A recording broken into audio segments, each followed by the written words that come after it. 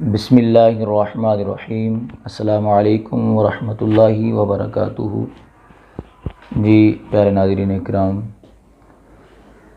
میں آپ کی خدمت میں آج بہت ہی پیارا وظیفہ لے کر حاضر ہوا ہوں۔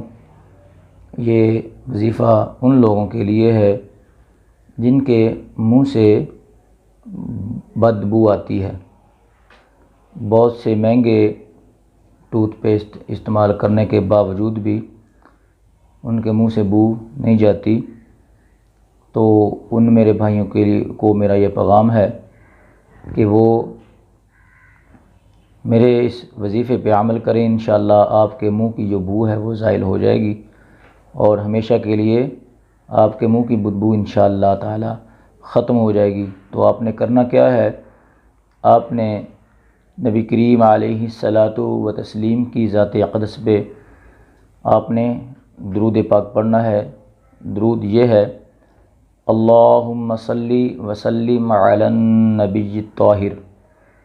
آپ اس کو معمول بنا لیں، آپ ہر وقت یہ درود پاک پڑھا کریں اور کوشش کریں کہ آپ ہر وقت باوضو رہیں، مسواک کا اہتمام کریں اور یہ درود پاک چلتے پھرتے بیٹھتے اٹھتے ہر وقت یہ درود پاک پڑھا کریں۔